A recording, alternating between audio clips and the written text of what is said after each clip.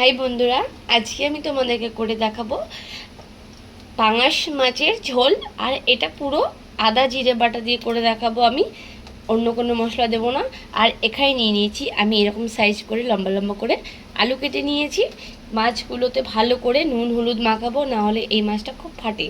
আর এটা পুরো যে আমাদের মাছলা দাদা মাছ দেয়, মানে গঙ্গার পাঙাশ মাছটা দেখেই তোমরা বুঝতে পারছো মাছটা কিন্তু খুব ভালো।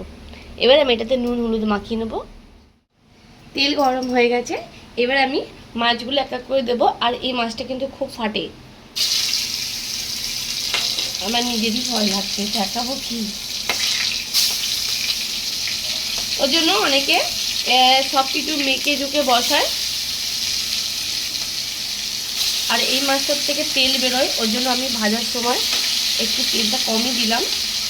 তোমাদেরকে দেখাবো এই মাছটা দিয়ে কতটা তেল বেরোয়। আমি ঢেকে ঢেকে এটাকে করবো, হ্যাঁ, না হলে কি হবে এটা প্রচুর ফাটে। আর আমি তেল এর জন্য কম দিলাম, দেখো তোমরা, কেননা এই মাছটা খুব ফাটে। মাছটা একটা দিক হয়ে গেছে, আর একটা দিক হয়ে গেছে। মাছটা এবার আমি একটা একটা করে তুলে নেবো, কেন এটা খুব লাল করে ভাজা হবে না।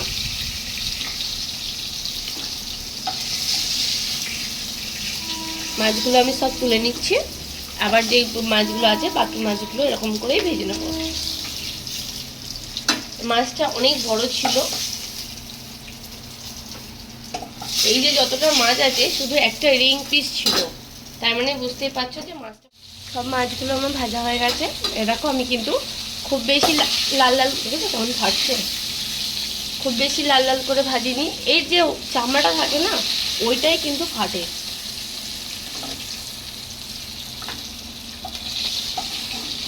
মাছের ডিমগুলো আগে তুলে নিই। দেখো কতটা তেল হয়ে গেছে, তেল কিন্তু এতটা দেওয়া ছিল না। এই যে মাছের ওপরে যে সাদা অংশটা দেখছো, এই চামড়াটা, এইগুলোই কিন্তু ফাটে। আর এই যে তেল, তেল দেখো কতটা তেল হয়ে গেছে।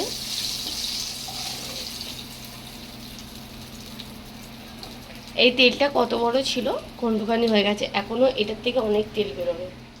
আলুগুলোকে লাল লাল করে ভেজে নেবো। আমাকে এটাতে আর তেল এক্সট্রাভাবে আর দিতে হবে না, এই তেলেই হয়ে যাবে।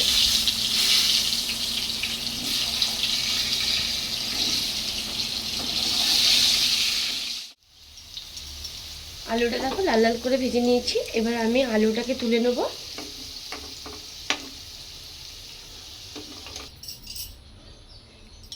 এখানে দেখো আমি ফোড়ন নিয়ে নিয়েছি, একটা শুকনো লঙ্কা, তেজপাতা আর জিরে। ফোড়নটাকে ভালো করে লাল লাল করে ভেজে নেব।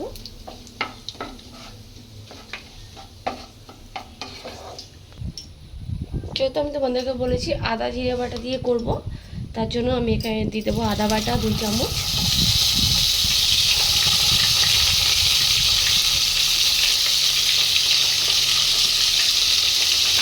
এর মধ্যে দিয়ে দেবো হলুদ গুঁড়ো, ধনের গুঁড়ো দেবো 1.5 চামচ, জিরের গুঁড়ো দেবো 1.5 চামচ,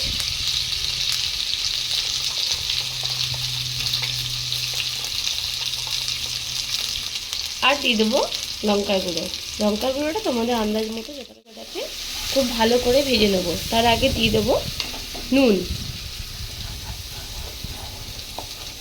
এদিকে নুনটা দিয়ে দেবো আন্দাজ মতো, যেহেতু আমি এই মাছটা ঝোল করব।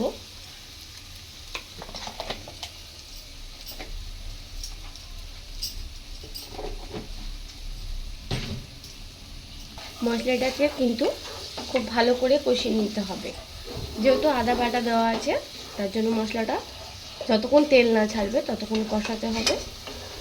আর এটাতে আর কোনো মশলাই আমি আর দেবো। এই চামচি 3 চামচ সস,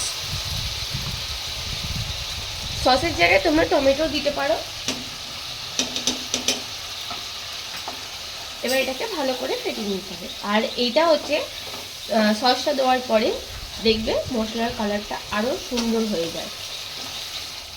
এটা দেখো খুব সুন্দর করে কিন্তু কষানো হয়ে গেছে।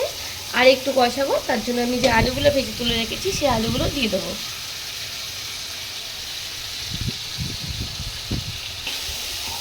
এবার আলুটা দিয়ে আমি ভালো করে পুরোটা আরও ভালো করে কিছুক্ষণ কষিয়ে নেবো।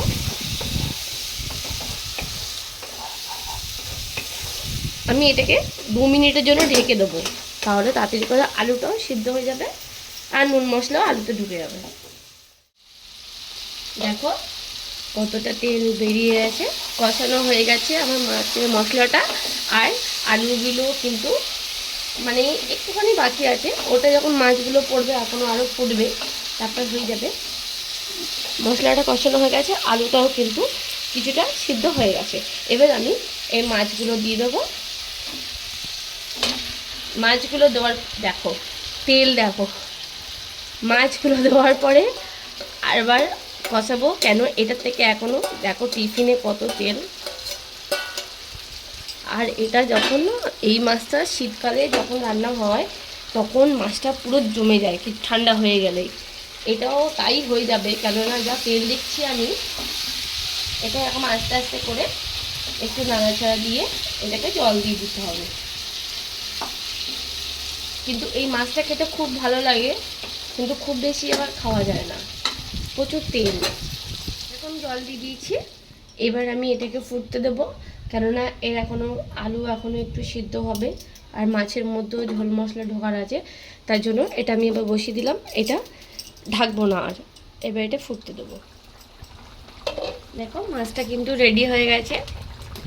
এবার পাঙাশ মাছ বলে কথা, একটু গরম মশলা না দিলে ভালোই লাগে না, তার জন্য আমি এখানে একটু ছোটো 1 চামচ গরম মশলা দিয়ে দিলাম।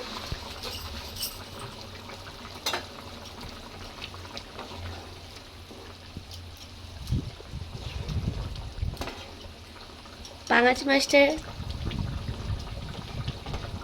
এরকম করে বাড়িতে পাঙাশ মাছ করবে, খুব ভালো লাগে। আর সত্যি কথা বলতে এই পাঙাশ মাছটা এরকম আদা জিরে বাটা দিয়ে কিন্তু বেশি টেস্ট লাগে। আর তার সাথে সবজি তোমরা অনেক রকমের জিনিস দিতে পারো, আমি যেরকম আলু দিয়ে করেছি, তোমরা এখন কীরকম কাঁকরোল পাওয়া যাচ্ছে, কাঁকরোল দিয়ে বা ফুলকপি, তুমি যে কোনো সবজি দিয়ে মাছটা করতে পারো।